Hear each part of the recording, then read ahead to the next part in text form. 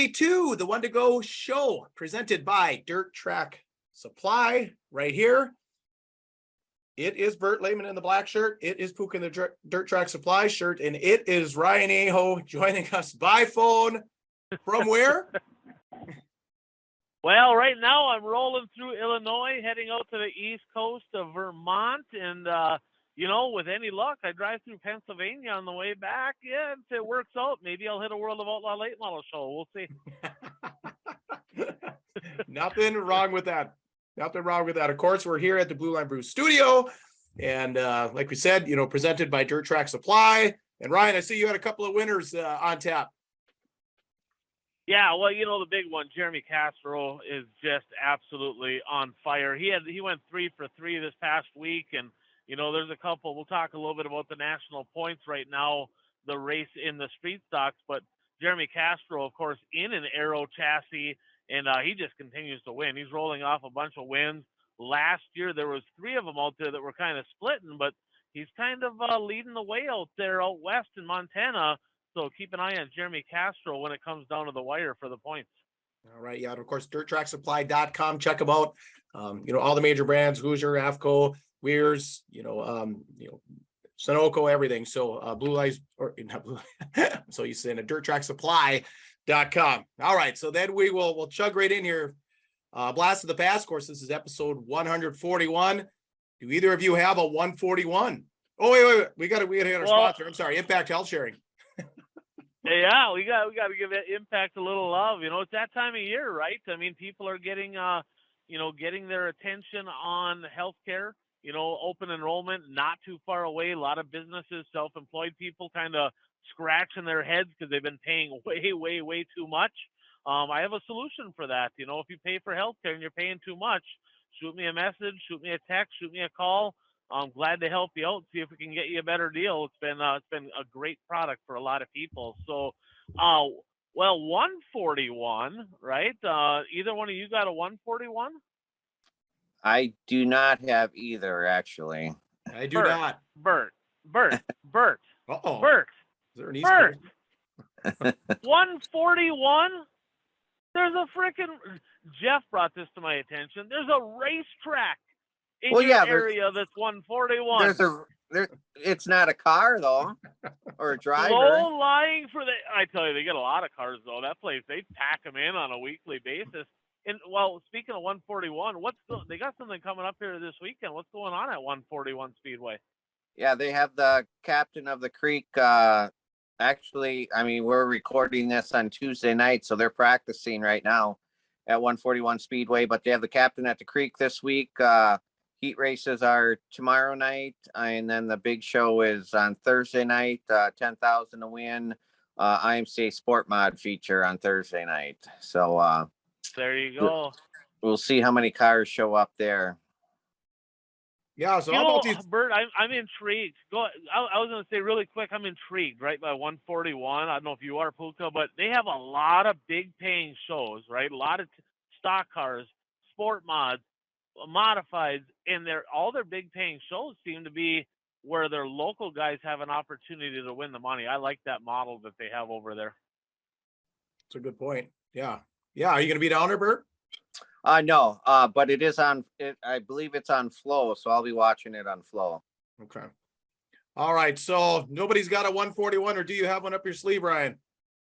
I don't. Just that one that Jeff kind of put a little bug in my ear, but I got some 41s. But I'll let Bert said he does not have one. Puka, who do you got? 41. Well, I think I might have two, but of course, Bobby Reed, local legend up here up in the Northland.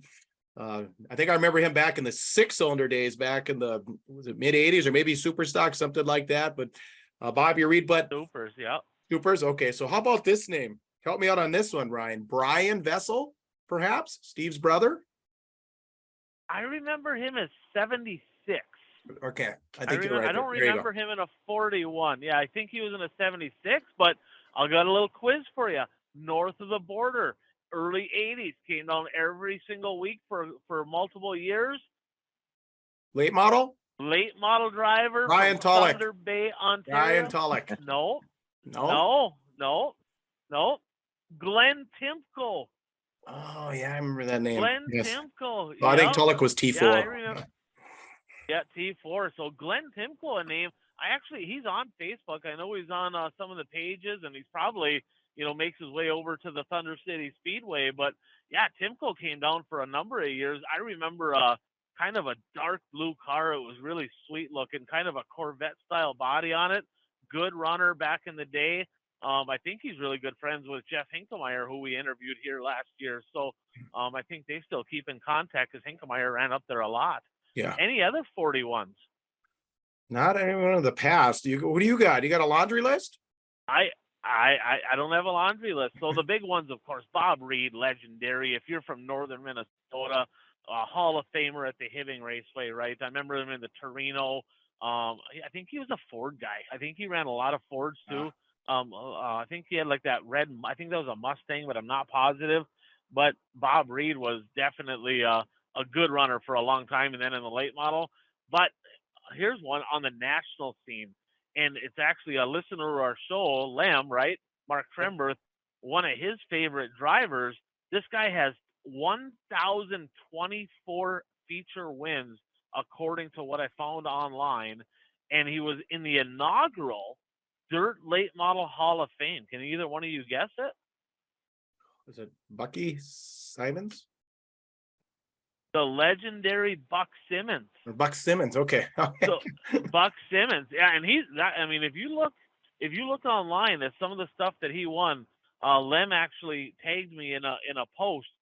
He won a lot of races. I mean, over 1,000 feature wins. We talked about Zabrowski last week, right? Can he hit 1,000? This might be one of the only guys that I know of that has documented hit 1,000 feature wins.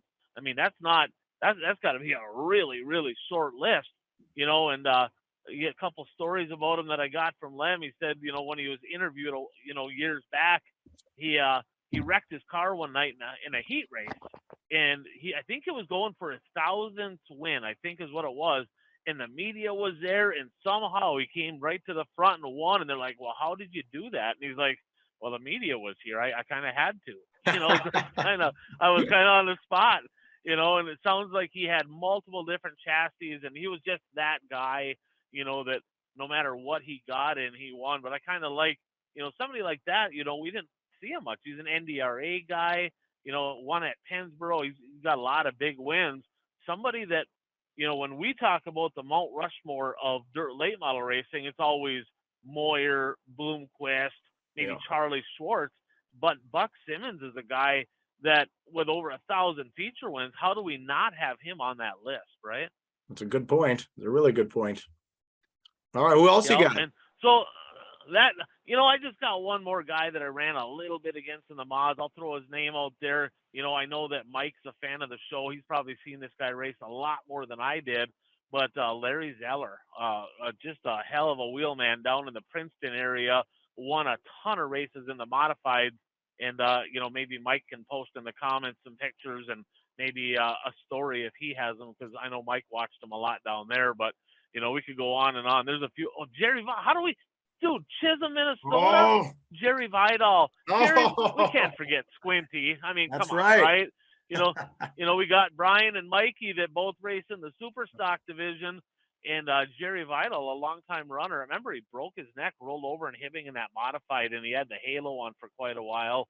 But prior to that, remember infield and Hibbing? And Jerry had that bright orange 41, and literally he parked just to the right, like off towards turn one. His car was facing, and it just stuck out because his car was so much brighter than everybody's. There was not a lot of orange cars. But Jerry Vidal, a guy that, second, he's got kids that race. And, of course, there's multiple Vidal family that have Louis Vidal's had cars and Troy Vidal sponsors cars.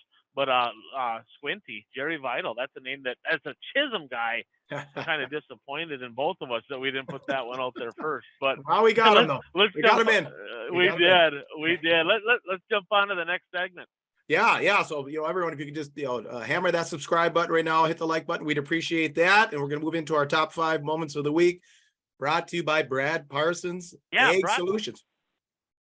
Yeah, Brad, racer, he ain't been out yet. Brad, I'm going to give you donkey award here to Brad. Dude, you got a race car. It's like a lawn ornament. That's a very expensive lawn ornament that Brad has going on, right? You got to race that thing.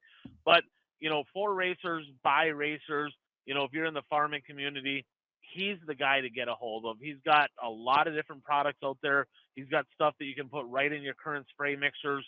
He helps a lot of farmers, especially in western Minnesota, North Dakota, and they've increased their yields. They've been more profitable. He's got a lot of products for the various seasons. So get a hold of Brad. He'll take good care of you. Awesome. All right, let's jump into it. A little RV mod series action at number 5. Yeah, number 5, Johnny Broking, first driver to ever win multiple Advantage RV Mod Tour titles, and he did it in back-to-back seasons. And he did it in style, right? He won Friday night from 10th at Ferguson. Little bit of controversy, right? Because he was elbows up. But I tell you what, I watched that race twice, and he was impressive. I mean, he wanted it. He was hungry. He drove to the front. Ruffled some feathers along the way. My buddy Brian Hobbin was getting lap chopped him really bad. I'm kidding, Brian. I'm kidding. That did not happen. Johnny got in there hot, just about destroy the lap car. And I got to give mad props to Brian Hobbin because he held on to it. He didn't spin out, right? A lot of lappers would have spun out. That would have cost Johnny. He would have went to the back. It was plain as day.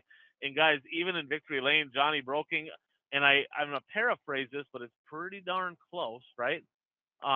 He said, here's the deal. He goes, I better kind of watch where the hell I'm going here, by the way.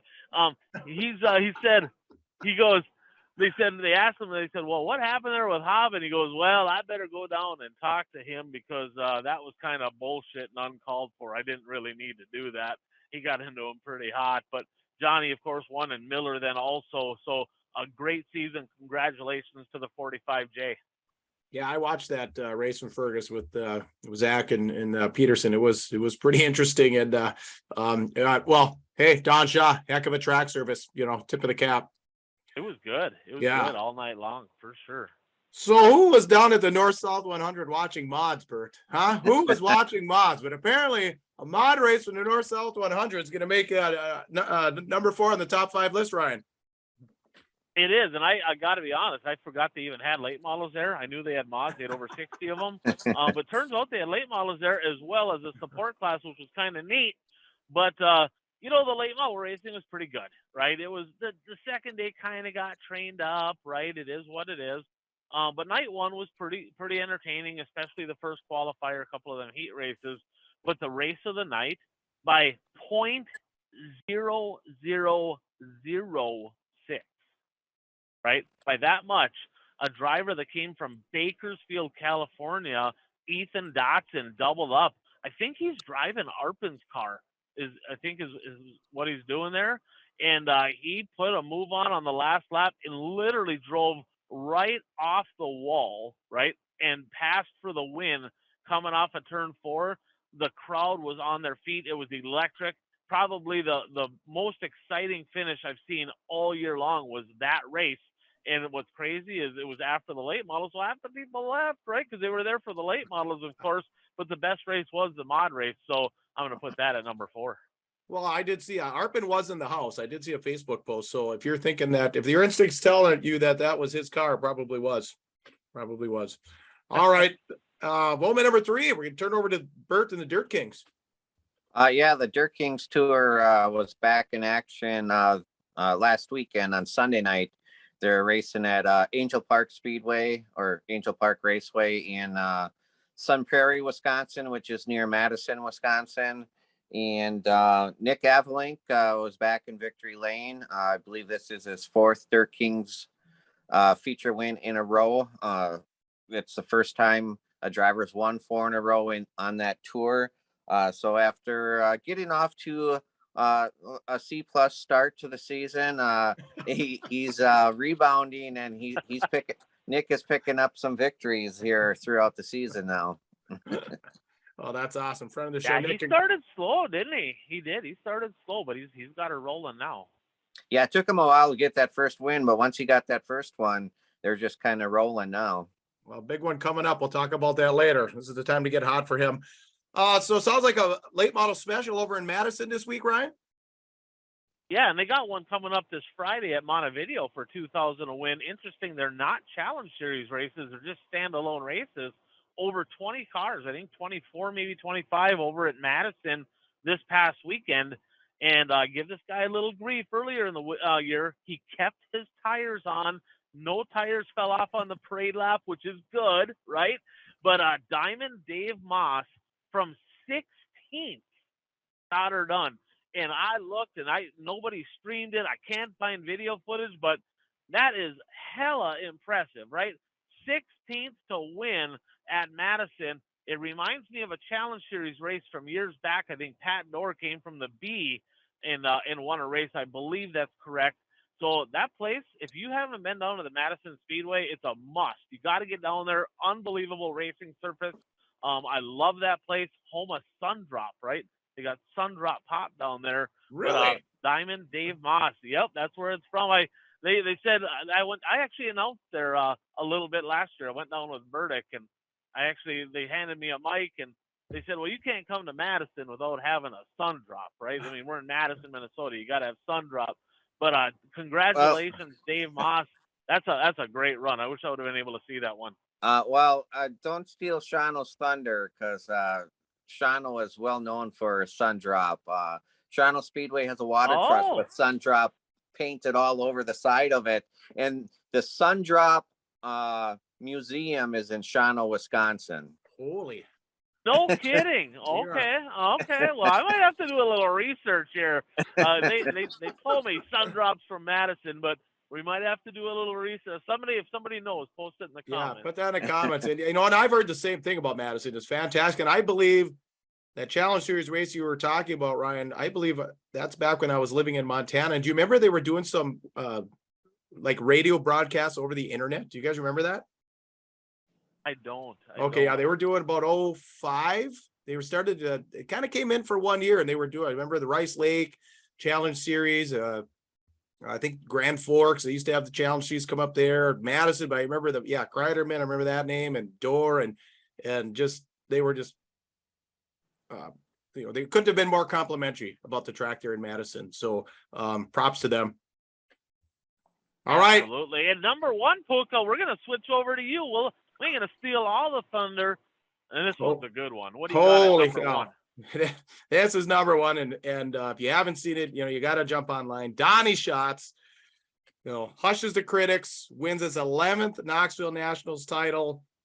You can go back when you're listening, when he makes that pass with just 2 to go, I believe, you can hear the crowd above the noise and above Johnny Gibson's voice, and that's not easy. But you can hear the crowd in the background, and of course, if you've ever been to Knoxville, it's the booth that Johnny's in is kind of like a NASCAR booth, so it's pretty soundproof, but you can still hear the crowd, kind of like what Berkey did when Berkey passed Bloomquist that one year. You could kind of hear it down there in Knoxville. But I'm sure you guys saw the interview. You're very emotional. Either of you have a comment or both? Yeah, I mean, it's super cool. Bert, go ahead.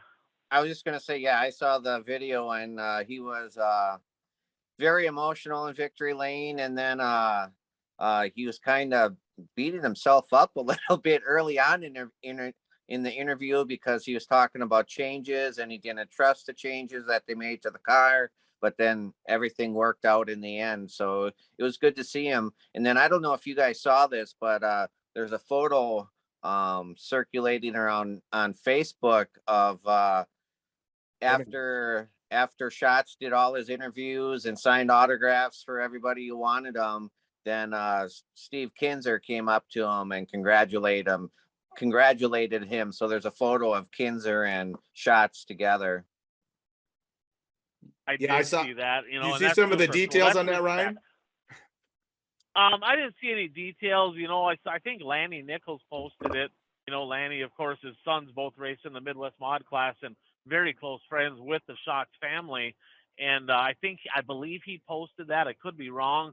But it sounds like Steve Kinzer let him, he knows the gig, right? You got all the fans, you got all that stuff going on, and he just sounds like he just kind of hung out and waited, and he wanted an opportunity to congratulate Donnie Schatz on his win after the dust settled, so to speak, to end the night. So a pretty cool moment for, 2 unbelievable talents in open wheel sprint car racing. Yeah. So if any of you saw that picture, there's some stats they gave. How, these two people, however, 20 some Knoxville wins, X number of championships, X number of world sprint car wins. If anybody's got that, throw that in the comments. We'd love to see it. I just kind of passed through it earlier today. So, well, we're going to stick with Knoxville. Ryan, you had some other comments, just, kind of what you observed down there. Well, the place is huge, right? I mean, they got grandstands all the way around, and I'm talking like the place makes Cedar Lake look tiny, right? I mean, it's massive, and it was completely jam-packed. And from what I understand is they sold out of tickets on Saturday, and if you wanted to spectate, you had to go in the pits, I believe. But I heard numbers as high as 28,000 people there. I don't know if that's confirmed or not, but I mean, what a spectacle. I mean, we can talk about late models, modified, stock car, street stocks, you name it, but I don't know if there's a dirt race in the country that even remotely compares to what they have going on at the Knoxville Nationals. Just unbelievable. We got to get there. Yeah, well, yeah, I've been there once, but I was there in summer of 16 or 17, but it was for the USAC race. But yeah, I mean, I kind of want to go to, of course, the Sprint Car Hall of Fame. I mean, it's not called, the sprint car, the world capital of sprint car racing for nothing. It definitely, the parking lot's massive. There is the Diviest dive bar right across the street. I mean, right across, and it's just like it's this place isn't out in the country. This is like a little city street built in the 50s. Yeah, it's in town. Yeah, have you been there? Yeah, I was there for the Knoxville for the late models the year that it got rained out 3 nights in a row. Oh, oh boy! Don't go back. Okay. Don't get bad luck. I was there for that moment when Berkey passed Bloomer to win coming off of turn 4, and unbelievable. I mean, the sidewalks are all they got checkerboard crosswalks, and you go in all the businesses, and I mean, they got racing pictures. I mean, you go in some tracks, right? Some towns that have a track in them, and you go in these businesses, and you would have no idea that a racetrack even exists by going to the businesses. You go to the businesses around the Knoxville Speedway, and it's the home of the Knoxville Speedway. I mean, there's no mistaking that is absolutely a racing town. And you're right, sprint car capital of the world. Yeah, and then we just want to give a little shout out to Parker Price Miller. He took a hard hit, hard roll. Man, and quite honestly, he sat out, was it last year, wasn't it? Where didn't he go through cancer? So I mean, he fought through that, he come back, and next thing you know, I mean, he took a hell of a tumble. That thing was mounted up in a ball, and did I believe did he break a vertebrae? I think he's in a halo, isn't he? He broke 2 vertebrae, I believe. Yeah, so man, that's tough luck for him. So well wishes to him. Hopefully he comes back stronger than ever. Yeah, I think they said they got him home. Go ahead. I just wanted to make a comment about, when we go to the USA Nationals, we talk about the intro and stuff, but I don't know if you saw the parade laps for the Knoxville Nationals. They did like 4 or 5 parade laps, 4 wide, and they had fireworks going off all over the place. And they have the lights up on the light poles that are changing colors, and it was quite impressive, the parade laps that they did before the race. Well, one thing to keep in mind is, so I sat with a gentleman, we sat by a gentleman, we were there. That track is still run by like a 20-person fair board.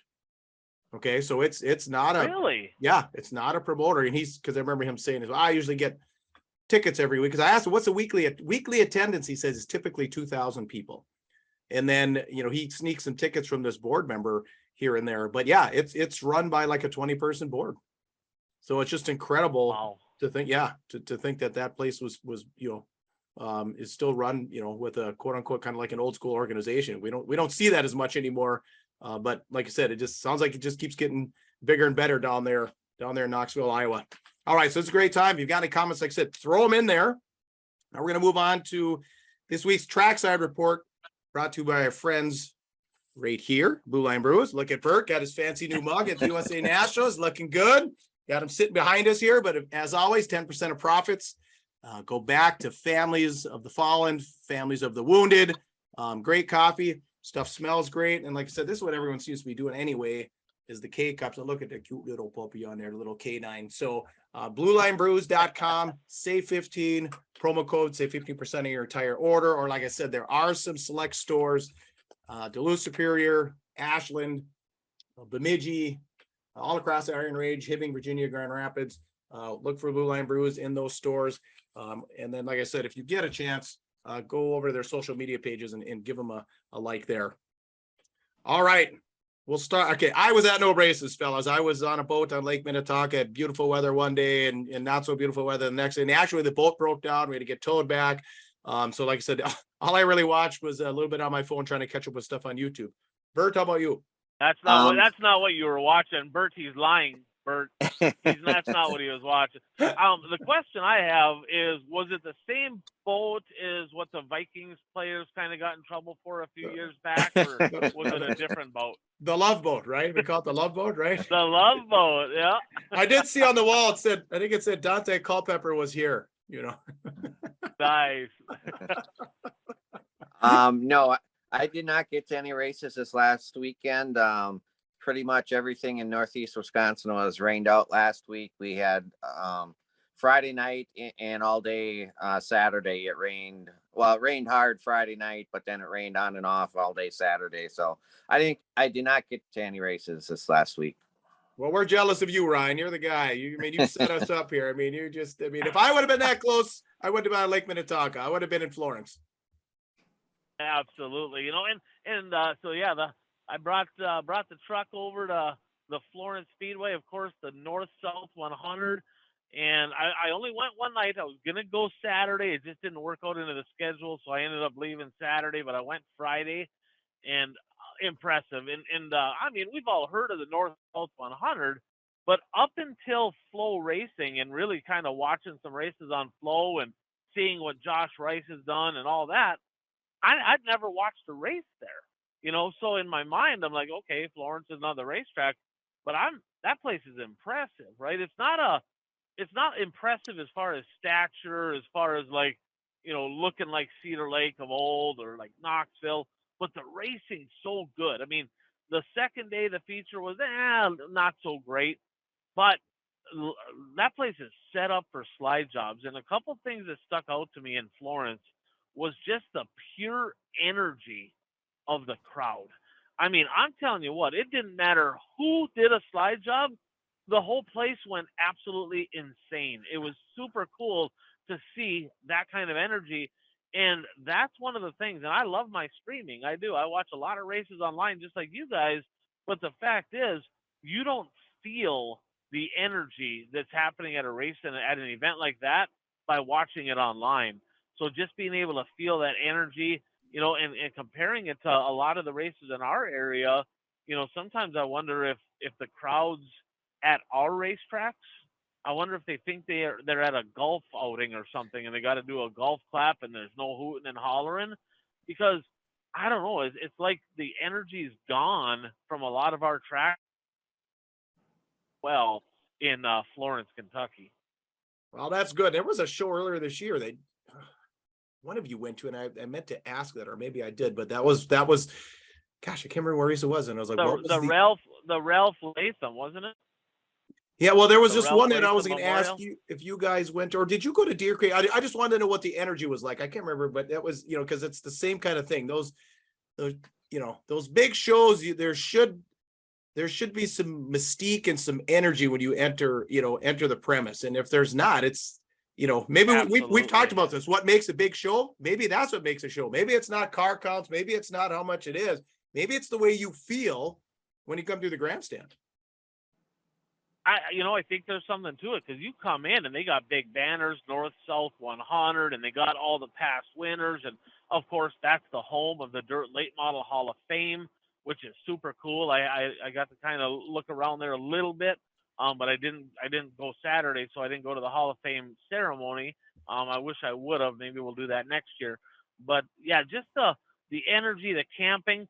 Really, really weird though, because I mean, we're talking Kentucky, guys, and we're talking like, you think it's a windy road on Double C getting over to the Cedar Lake Speedway?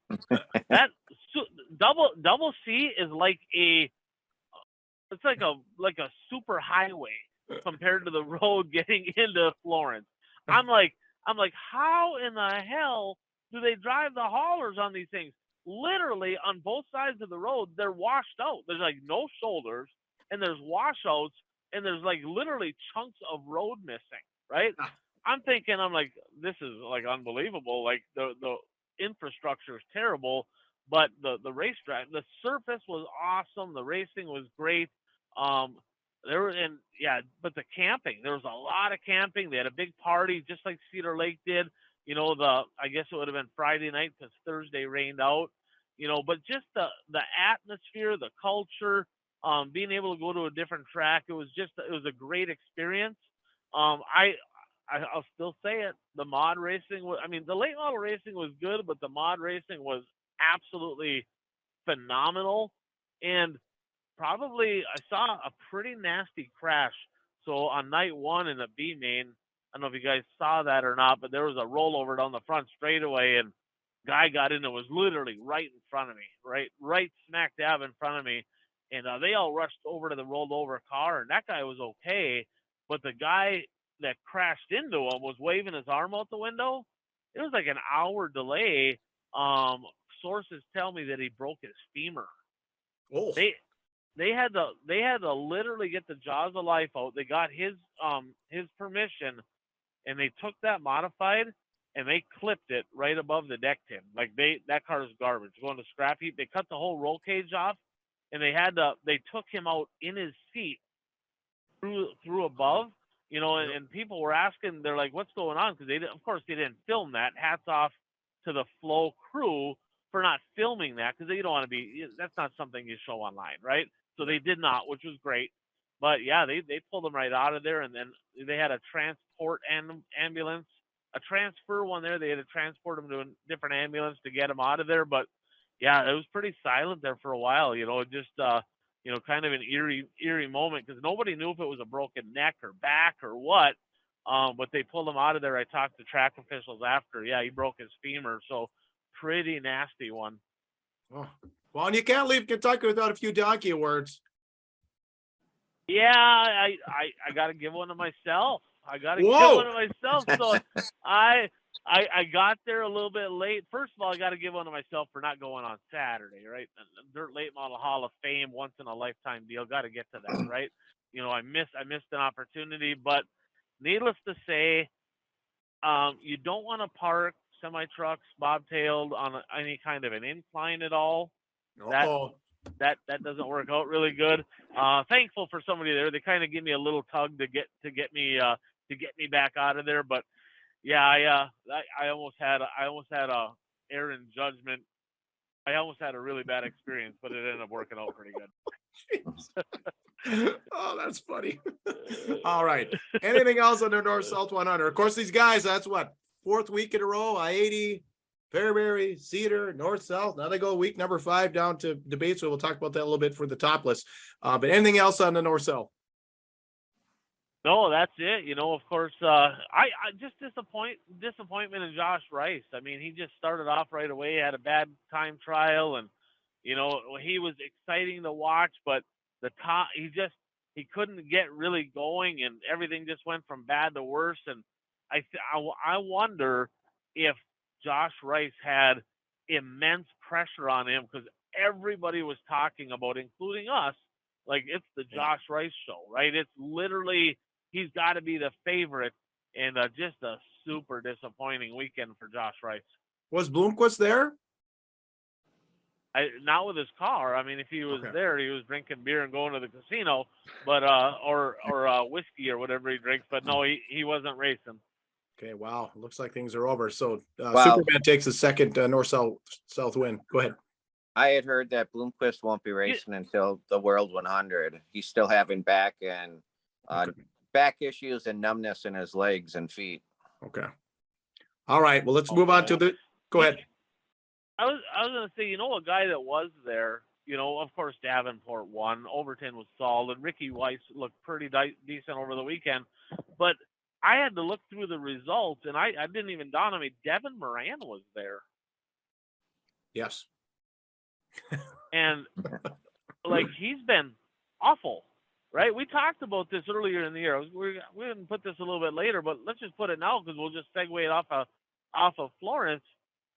But think about, it feels like an eternity since Speed Weeks when he was so good, right? He was in the podium every night. How many seconds, bunch of wins.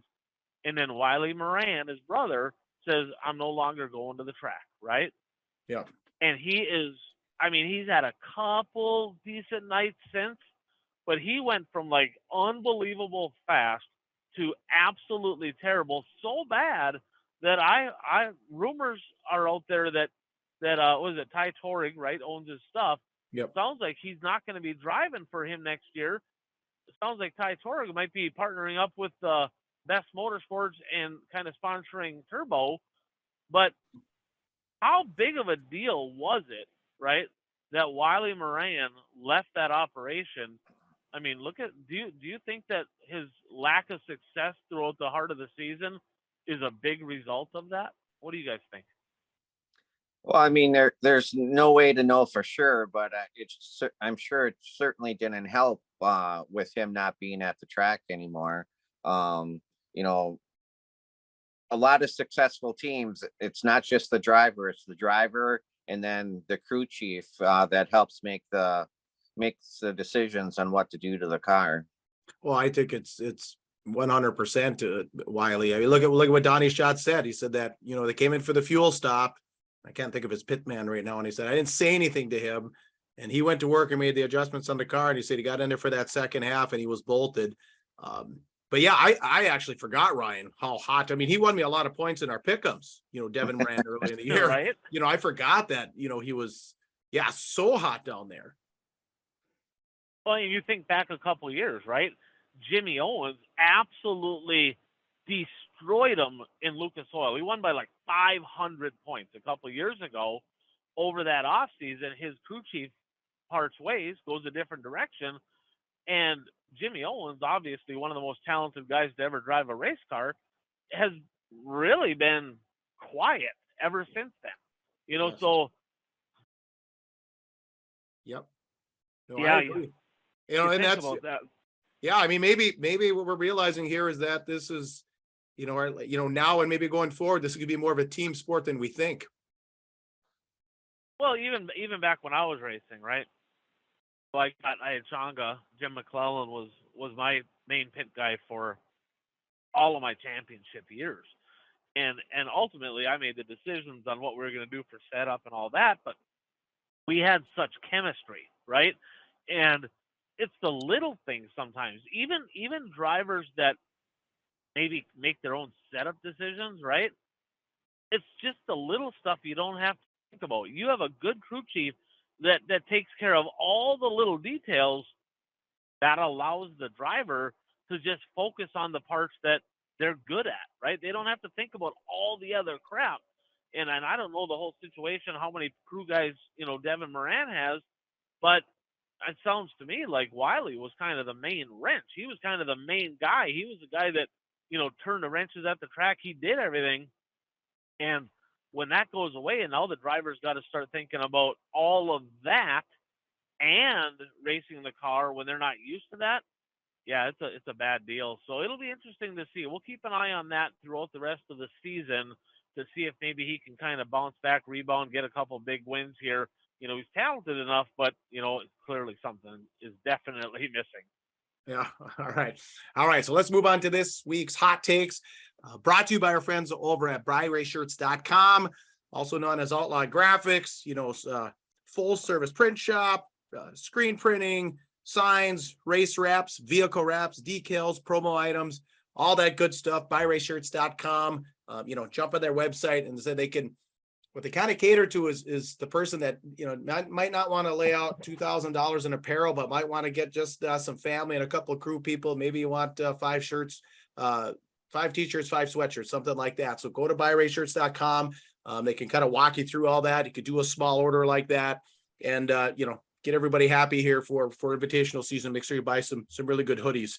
That's who does our stuff here at the One to Go Show. All right. So Ryan, you want to talk a little bit about, you know, national points. Yeah, we're into middle of August already past the middle of August. Yeah, it's getting to be that time of the year, right? We got, and this kind of got brought up. I had a fan of the show kind of text me a question. He was asking about late models, and we'll get to that in a minute. Maybe the whole point structure needs to be changed. Is there many people following it? There's a lot of questions, but this is the time of year where drivers, fans, people that follow the points really start paying attention, because how the WISSOTA national standings works is, at least in the street stocks, Midwest mods, supers, mods, and lates, they take your best 30 shows, and once drivers start getting 30 shows, they start chucking their DNFs and their bad finishes. So this is when people really start getting a grasp on who's going to be contenders. And so I kind of broke it down a little bit. And in the street stocks right now, there's a handful that have a shot, but they're all chasing one driver. And I said last year on the power ranking show that Kyle Dykoff might be the fastest street stock in WISSOTA racing, but last year he struggled so bad with consistency. It was checkers or wreckers, right? Nonstop. Well, he's tapered that out, and he's leading the march right now. He's got a pile of wins, a pile of seconds, and right now he's the mark. And the couple drivers that have a shot to chase him down, my preseason pick, of course, Braden Brower, young second-generation driver, extremely talented. He's got a shot. He's got a lot of seconds and thirds. He's not translated as many as he'd like into wins. The Wolverine, Justin Vogel, another guy that he's got lots of seconds, quite a few wins, but not quite as many as Dykoff, a former national champion himself. And then if you head west, that Aero Chassis, Jeremy Castro, he's got a pile of wins out west as well. But right now, if I had to make a pick right now today, and you can write this down on your calendars, Kyle Dykoff's the guy to beat. In the Midwest Mod Division, none of the drivers last year that were in the conversation are in the conversation this year, right? Lucas Rodin, he won the Rebel Midwest Mod Tour, but he just doesn't have enough shows, enough wins to really be in the conversation for a national title this year. Ain't going to happen. The Likers, I think Tony Likers probably ran, I think Tony and Troy both have raced like less than 5 shows. They're not in the conversation. Mikey Nichols was in the conversation. He's not racing quite as much and doesn't have as many wins. But last year's National Rookie of the Year, and of course we saw his dad race as we were growing up, but Jake Smith, the 21, he's leading the way. And ironically, guys, the person that probably has the best mathematical chance to catch him is a guy that isn't going to do it, and that's Tyler Kittner.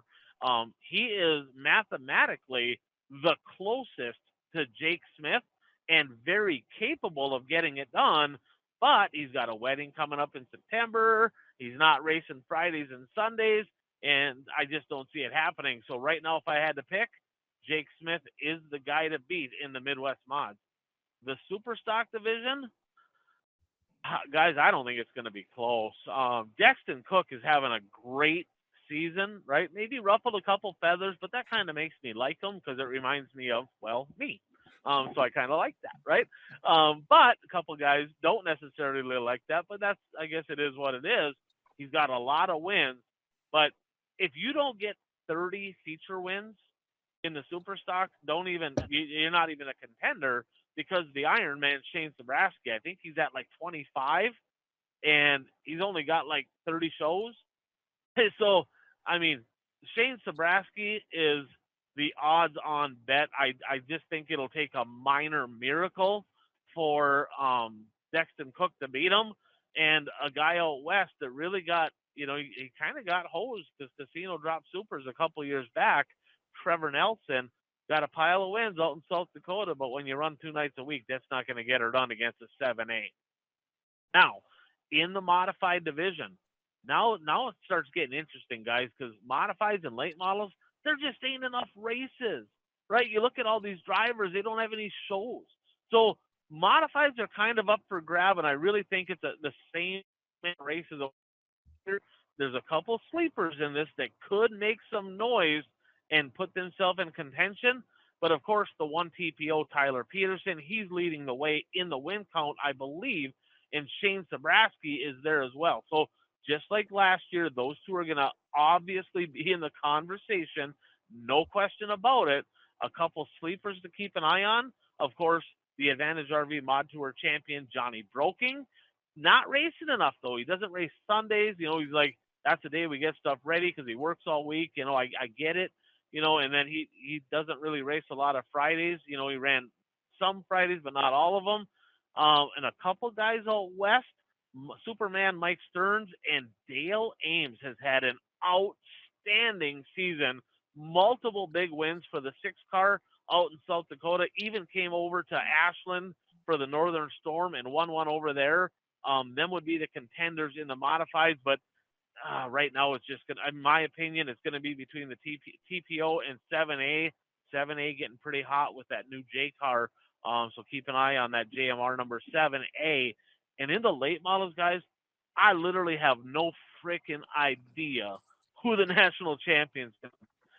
Ultimately, I'm super disappointed because they take your top 30 shows, and quite honestly, I don't know if the 10th place finisher in WISSOTA national standings will even end with 30 shows. I don't even know if that'll happen. Like because Wisconsin, you know, they barely get any races over there, you know. So, I mean, it's just, I mean, you got, of course, Chad Becker is always in the conversation.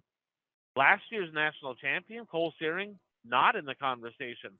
Not because he's not good enough, but he just made the decision this year. He's only following specials and running a handful of regular nights. Congratulations, of course. Cole Searing just had a baby. His wife did. Let's be clear on that. Okay. But yeah, he just had a kid, so that changes things up. Congratulations. But another guy out in South Dakota to keep an eye on. He's got a bunch of wins. He might even have the most out there. Josh Skorcheski, really having a good year in that 2S. So out west, it's kind of going to be those two. Shane Edgington is in the conversation right now. The national point leader, guys, Danny Vang, he's running a bunch of shows, but I just don't know. Kevin Burdick, there's only 3 drivers that have more shows in WISSOTA late models than Kevin Burdick, and he hasn't even raced in a month. So that tells you that they're just, I mean, so I don't even, it's just crazy. And so it's going to be interesting to see over the next couple of weeks, because then you get into invitational time and it's super hard to get points that time of year, especially in the late model division. But the fan question of the week was, should late models and maybe modifieds, should they switch their whole game plan and only take the top 20 shows because so few people even get 30 shows? What do you guys think? Well, I mean, obviously, you know, if there aren't enough tracks that have those divisions, so the drivers aren't getting 30 shows, I think it's something that they should consider, you know, dropping the number of shows to kind of correlate with how many opportunities drivers actually get to race. This is good stuff here, folks. So, Okay. yeah, this is good stuff here, folks. Comment. Okay, so I definitely think so on the late model side, because as we've discussed on the show, you know, how many tracks have dropped, you know, WISSOTA late models, it's just tougher. You know, is Montevideo even racing them weekly anymore? Is that kind of the latest one? Yep. Okay. They're only getting 7, 8 of them. You still with us? Oh, bear with me. Okay. Bear with me. I'm back. Went through the McDonald's drive-through. That's all right. I like McDonald's myself. So I had to put I was looking at my GPS and all of a sudden it switched over. I'm like, well, that ain't quite working. But we got to figure it out now. But yeah, there is just, you know, the late model racing is definitely limited. Now, I was surprised at your comment just a few minutes ago that a lot of mods are not going to get 30 shows. Why is that? I know the mod numbers are down as far as car counts. IMCA, USRA, right? So in Wisconsin, right? You look over at Wisconsin, there's basically, you know, there's only a handful, 4 or 5 tracks that are WISSOTA, you know, because you got Cedar Lake, and then you got all the tracks down south, Deer Creek, and all them are USRA. There's not one WISSOTA modified track in the entire state of North Dakota, right? There's not a track up there. And then in Minnesota, central Minnesota, they got a bunch of IMCA tracks. So there's just not WISSOTA modifieds as a whole. Let's just be honest, it's dying. It really is. It's a good class. I like the class. It's the class I was in last, but there's too many sanctioning bodies and drivers are all split. So it's just it's very interesting. There's only a couple drivers that are even going to be in contention. Now, I have a question for Puka's a math guy here. He's Puka likes money. He's a numbers guy. Okay. Now, you think about it, and I'll just lean on the late models. Okay, guys, it's $10,000 to win the WISSOTA late model national championship. Okay. Now, I want you to keep in mind that I believe that it was $10,000 to win 30 years ago. Okay, for sure 25. Right. Yeah. For sure it wasn't 25. Now, if you think about it, you take modifieds, right? I believe that's 7,500.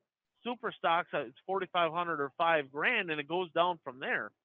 Now, once you have your car, it costs the same to race for a national championship in a street stock virtually as it does in a late model, right? You got your hauler, your pit passes, your fuel, your tires. All them expenses are similar. Tires cost more in a late model. I get it, right? So, but that's kind of all the same deal. The cost of everything, guys, has gone up. If you look at the gas pumps, think back 25 years ago, gas, right, for a hauler, $1.25 a gallon, maybe $1.50. Now it's $4.50, $5, over $5 throughout part of the season. You know, everything has gone up, right? Tires have gone up. Race gas has gone up. Entry, dude, it's $30 to get in the pits. Some places it's $35 to get in the pits. It's just absolutely insane, right? So the cost of everything has gone up. I mean, tripled or quadrupled since 25 years ago. But they pay the exact same amount for the national points, maybe just a titch more in some spots. That's ludicrous to me. That's a pure sign of absolute laziness. Puka, you got some numbers there, right? Give us some examples on what some of these other series pay their national champion. Give us some examples. I got a handful here. So World of Outlaw late models, 100 and I'm going off my head here, but $125,000 sound right, Brian? I think so. I think that's accurate. Yep. World of Outlaw sprint cars, $200,000. Yep. USMTS. Well, I was surprised at this one. $100,000. $100,000. Yep. The Lucas MLRA, like $20,000. The Mars series, $20,000. What was the Hell Tour? 25. The Hell 25 plus. You know, then they get that extra money based on, you know, how many shows that they have and so on. So there's extra money. It's a minimum of $25,000 for that. Bert, do you know what the Dirt Kings pays their champion? No, not off the top of my head. No. You know, and they don't have many shows, right? Yeah, 15 I mean, shows, they don't pay $10,000. It's not that much, right? But they don't have many shows either, right? Right? But you look at all these other series, right? And they keep going up. I don't have it in front of me. Somebody can maybe post it. The USRA champions, they all increased, but WISSOTA doesn't increase. Do you know what the number one? You know where they get the bulk of their money to pay the point fund out? Do you know where? No. The WISSOTA 100. The revenue from the WISSOTA 100 is and always has been a fundraiser for the points. That's where they get the bulk of their money, right? Well, I look at that and I get it, right? It's an association run deal, and I get it, right? They need more people, all that. But that's just laziness, right? I mean, it's 2022. I mean, they got to get after it. With live streaming and all the different things that can provide value. Why are they not going out and getting some major sponsors to fund the points make the points, worth chasing. Guys, when I won my national championships, it was financially the dumbest thing I ever did in my entire life. Now, I got some great sponsors. Brandon Kopp posted on Facebook, that there's some benefits that you get as a result of chasing points. I got some great sponsors as a result of it, right? But as far as like just dollars and cents, how much you spend to how much you earn, it was a terrible idea 20 years ago. It's way worse now because it pays the same to win, but it costs triple to do it. So if they want more people chasing after these national championships, they need to sweeten the pot, right? They gotta increase the amount of money they're paying out, and that's what that's going to take. That's going to take somebody that decides to promote and market the product WISSOTA has, and kind of dangle that carrot out. I mean, USMTS. I mean, just in the last 2 years, it's mind-boggling how big of an increase there was in what they pay per race and what they pay for the points at the end of the year. But WISSOTA seems to stay the same. They got some work to do, or WISSOTA might just, they might just cut their own throat, and that's exactly why not many people are following national points. There's just not enough money. Oh, that's interesting. Yeah, good stuff there. Well, maybe they need to have they need to go back to having a Western 100. But I was, like I said, I was really shocked. Even the Mars and MLRA, which are smaller, which I would kind of equate more with WISSOTA, paying 20 and 25. But the USMTS had $100,000 for that. I mean, not that they don't deserve it; they're all over the country. But that right. was not a number that I was expecting. So, all right, any more there? Are we ready to move on to who's hot and who's not? Yeah, let's move on. All right, let's roll right into it, Bert. Who you got on the hot list? Well, I mean, the obvious driver on the hot list is Superman. He continues to win crown jewels. And on the local front, I'll go with Nick Aveling. Four Dirt King feature wins in a row, and as we said earlier in the show, after a slow start, he's really picking up steam as the season moves on. Yeah, better than a C+. Ryan, who you got? Well, I'm going to go with Ron Nader. Ron Nader is a national champion from, I believe it was like the early 1990s in the WISSOTA Superstocks. Must have been 93, 4, 5, somewhere in that. I know Dorr won, and I think Ron Nader was right after Pat Dorr. And then he ran Moz. He took a bunch of years off, guys. He jumps back in, and last year he was kind of getting his feet wet, just not real competitive. He rattled off a couple back-to-back wins at Menominee, and this past weekend he won at the Cedar Lake Speedway, broke the tie with Dale Gangle, and is back on top as the all-time winningest driver in the Superstock class, Pro Stock they call it now, at the Cedar Lake Speedway. Hats off to Ron Nader. I tell you what, I feel like a quitter. That old cat coming back and kicking some ass. Maybe I need to find a car. I don't know. No, that's cool. That's really cool. Well, I've got, of course, Donnie Schatz on the list, who I said a couple of weeks ago was heating up kind of at the wrong time. But even Logan Schuchart, so he got first in one of the qualifying nights, and then he was third in the big show. And I had put him on the not hot list a couple of weeks ago, but I did say, he's coming back to some half miles where he seems to be a little bit better. Who's not hot, Bert? Well, we talked about him just a little while ago. Jimmy Owens, he is not performing well.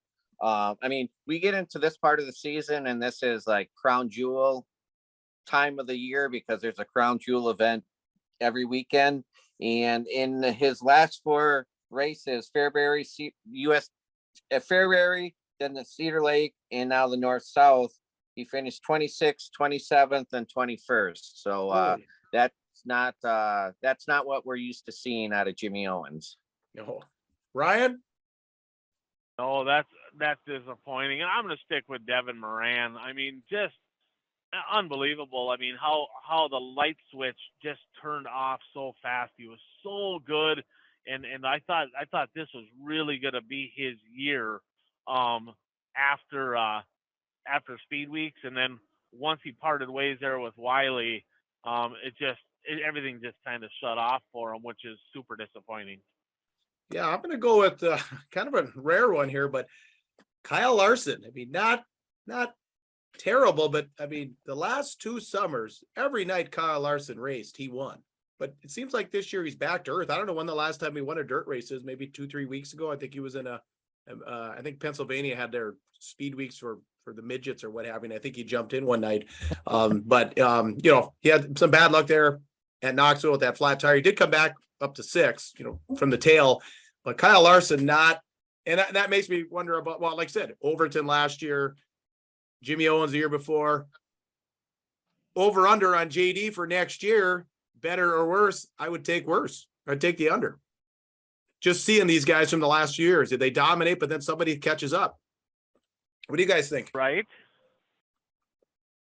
What do you think, Bert? Yeah. JD is having such a good year that it would be hard to repeat it. So, chances are he will not have as good of a year next year as he is this year. And that's kind of the same thing with Overton this year. Although Overton's not getting, he's just not getting wins this year, where last year, I mean, he was getting wins all the time. So you would expect Overton to get a few more wins this year. But I mean, when you have a great season, it's hard to repeat that. And, you're right that, Kyle Larson on the not hot list, he's not doing bad, but he's not doing what we expect from Kyle Larson. It's not every night. Ryan, you have a comment on Kyle? Yeah, I tell you what, don't count him out. I mean, he's got a lot of irons in the fire, right? I mean, he's promoting now. He's got all that other stuff going on, and obviously, I think that's playing a big factor on his success. I think sometimes you get too many irons in the fire, and it can kind of hurt you. Well, Ryan, speaking of the not hot list last week, who'd you have? Do you remember? I had Rodney Sanders, and I feel like he probably owes us a check, because every single time we call somebody out, it seems like they come back and they bounce back, right? Well, the fact is, he was 48 straight races, right? 48 straight USMTS races without a win. Then he didn't win the first 2 this past weekend, and lo and behold, the streak ends at 50, and right back where he belongs, right up front. He has a lot going on. Sounds like he's got a lot going on in life. I know he got married, kind of battling with that car a little bit, but good to see the Rocket Rodney Sanders back up front where he belongs. All right. So we're going to get into the locks of the week, presented by J. Schmidt Real Estate, Ryan. Well, before we get to that, right? So J. Schmidt Real Estate, we'll talk about him in a second, but his son Trajan Schmidt, want to give our thoughts, prayers to him with speedy recovery. Took a pretty big hit over at Fergus Falls this past weekend. Broke his wrist. He's going to be out the rest of the year in the limited late model over there. And yeah, sounds like he's got to have surgery on it. So tough break for Trajan. But of course, J. Schmidt Real Estate, that's our lock of the week. I mean, if you need real estate transactions, whether it's residential, commercial, land, over 20 years in business, great racing family. If you're in the Watertown area, J. Schmidt Real Estate is your go-to. Awesome. All right, Bert, you're up. Fire. My lock of the week is Jake Tim will win the $10,000 late model Dirt King show at Mississippi Thunder Speedway. It's a track that he can probably drive that track in his sleep.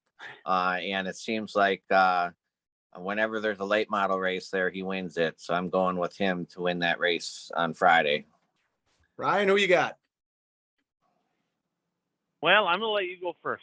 All right. So I'm going on a little limb here, because I had a little bird tell me that Jesse Glenn's Wazota motor, or One to Go Show late model, the local late models as we know them in Cedar Lake now, the One to Go Show late models.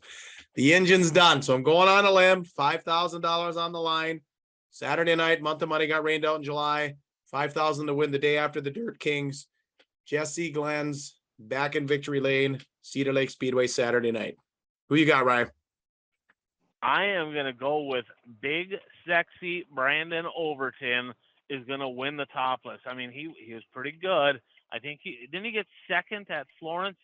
Yeah. Yes. He was kind of there I think maybe he found a little bit of speed here, but Brandon Overton is going to win down in Batesville.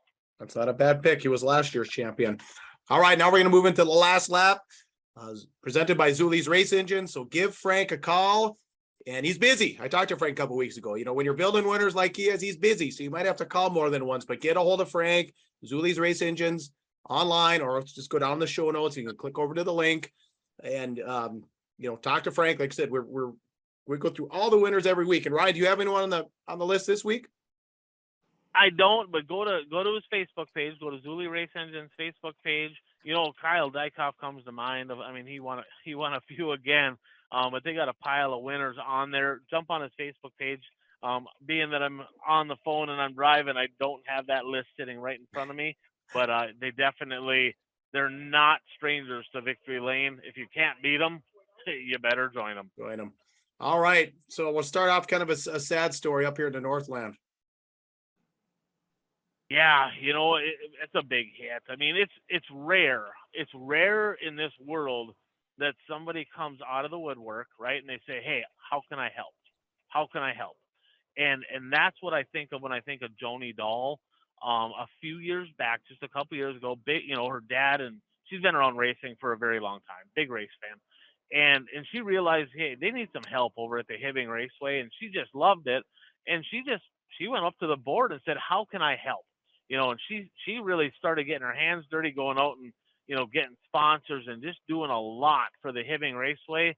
And tragically, this past week here, she lost her life at the hands of a drunk driver that crossed the center line. Sounds like the drunk driver hit her head on.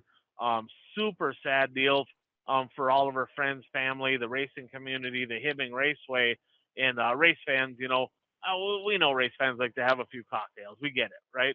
But just don't drink and drive, because it's just not worth it. And just thoughts and prayers to everybody involved. All right. Grand Rapids Speedway. Some action. Did you watch Grand Rapids this past weekend? No. I just found out today that he won. I think that's an 06 I'm telling you, Rocket. I think he told me earlier. Yeah, it's not let's just say it's not a new car, right? It's not a new car. Well, with that said, the track, it's no secret, right? The track, the better part of the season in Grand Rapids wasn't good. It just wasn't. It was rough. It was choppy. A lot of people were pretty upset about it. Well, George Finkbone comes back, and they had to make some adjustments. They had to do some dirt work and kind of mix some different materials together to get it to bind. But the track was phenomenal. And Zach Wallers went up top, drove by several cars, and just absolutely curb stomped them. And I tell you what, that just shows right there that track's back. There's a high side, a bottom. Got the Wissota Classic coming up here in a couple of weeks. So race fans, racers, jump on Dirt Race Central, watch the races from this past weekend at the Grand Rapids Speedway, right? And you're going to want to do what you can to get there, because the racetrack is back where it needs to be. Congratulations, Zach Wallers, on a great win. Bert, update, Meter Memorial, which rained out Friday night. Yeah, that was rained out Friday night, and I guess the rain date was for this coming Friday. But Red Cedar Speedway has decided that they will make up the Meter Memorial race on September 22nd. It's the Thursday prior to the Punky Manor.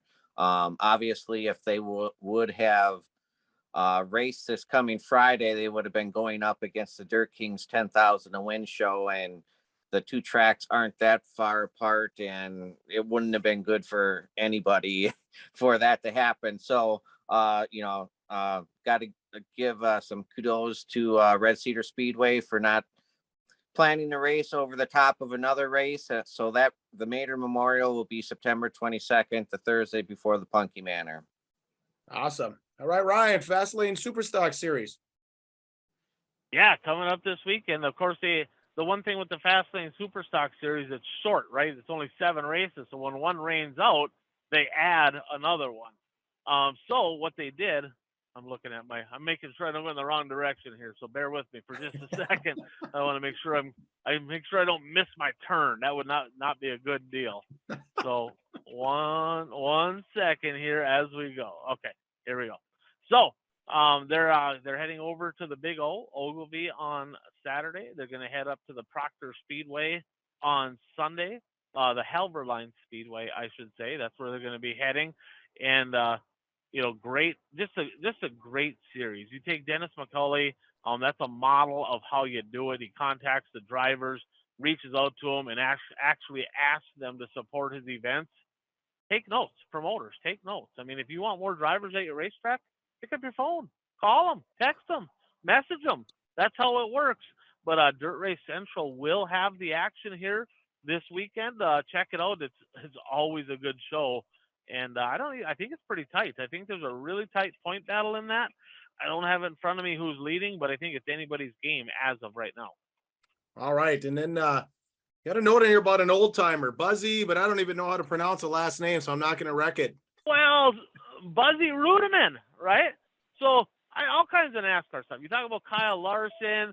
They had the World 50 at Paducah the same weekend as the North South. Dude, Jeremy Mayfield. Remember that name? Yes. Jeremy Mayfield was there. He got 7th in the late. He drives a 28 special. And then, that's why I believe you're correct.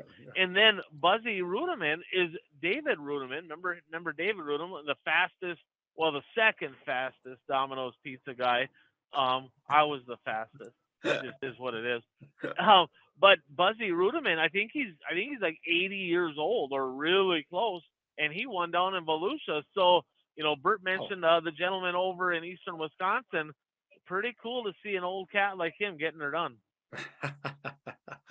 All right, so here's where we're going to put up the graphics here for our standings. Bert, it looks like I'm still got you by 1.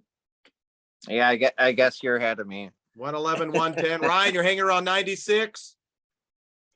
Sound about right? Yeah, I got some work to do. Well, Sanders was a big pickup for last week. I don't think I got up. Did you and I not get points last week, Bert? I thought I was on 111 the week before. It wouldn't surprise me if I didn't get any points. Yeah. So at least you gained some points, Ryan. Me and Bert were kind of skunked. Because I had Madden in the North South, and he was out in the first lap, and I think I had Marlar. That didn't work out too well, and I didn't get any of the US MTS guys right. By Kyle Larson, I got a flat tire. So yeah, I was kind of out to lunch this weekend. So, but here's the picks and everything. You can take a look at that. All right. So this weekend, holy, what a list! Like the aforementioned Fastlane Superstock Series. 10K to win in MTS, Jackson National Sprint Cars. Like I said, busy time for them, right? Because they used to kind of give them almost a whole week off. They used to be down on Saturday, and they wouldn't race again until Friday. Actually, in Forks is what they've done for the last 5 years or so. But right back at it, another big show. Jamestown's got the Jeff Carpenter Memorial, Cedar Lakes 5K, Topless 100. Goulet's are out in the Northeast. What do you guys got? What are you picking for the week? What's your go-to, Bert? What are you most excited about? Well, I'm excited for the Dirt Kings race, although I don't think it's being streamed, so I won't be able to watch it. But I'm looking forward to watching the Captain at the Creek actually at 141. I'll be watching that on Flow over on Wednesday and Thursday night. Okay. Isn't Racing Dirt going to be at Mississippi Thunder? I believe so. Oh, okay. There we go. I believe Racing Dirt will be there. We can take a look at that. I don't have it in front of me, but I think they'll have that 10,000 to win race over at Mississippi Thunder. I'm pretty sure of that. I'm looking forward to the Superstock Series. Might be, depending on what I get for a load back, I might be looking forward to the World of Outlaw late models if I end up maybe hitting something on the way back, but that's not guaranteed. But the Fastlane Superstock Series is always something I'm super excited about, and there's going to be a new winner. There's going to be a new champion this year. I'm curious to see who that's going to be. Awesome. Well, I think it's the Topless for me. I think I've said this, you guys, and maybe I'm just crazy, but I don't know what it is with that red and white wall down there in Batesville. That just, for something to me, it does like, that's dirt track racing. You need a red and white. And maybe it goes, was the movie in Six Pack, was the wall red and white? Chunked off red section, white section. section. About 100 times. Yeah, I know. Just something about that red and white wall. And it is kind of cool to see the roofs off. So, and that's another place that could put on some, real badass racing too. And so I'm going with the topless down in Batesville. All right. Any final thoughts? Oh, that's it. Get out to your favorite dirt track. There's a lot of racing to be had here, right? If you can't get there, jump online and, watch on your favorite streaming platform. Of course, our favorite streaming platform, Dirt Race Central. Check that out and check out Mason Aaron's videos. He's got a lot of different stuff on Facebook. Check out his content, but get to a track. It's definitely better to be at the event than it is to be online. But there's a lot of racing, enjoy the show this weekend. Yep. Anything final thoughts, Bert? No, I agree with Ryan. Get out and support your track. And we're in the middle of August, so yeah. There's plenty of racing left, but the opportunities will get fewer and fewer as the weeks go on. Absolutely. All right. Well, we'll wrap it up here then. Like I said, please like, subscribe, share the show if you liked it. We'd appreciate that. Lots of good stuff on here tonight. Merch and swag, of course, available. Just get a hold of us.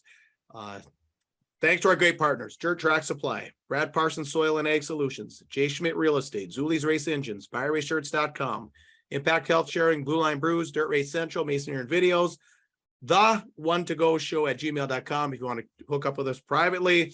Spotify, TikTok, Snapchat, Facebook, Rumble, YouTube is where you can find us.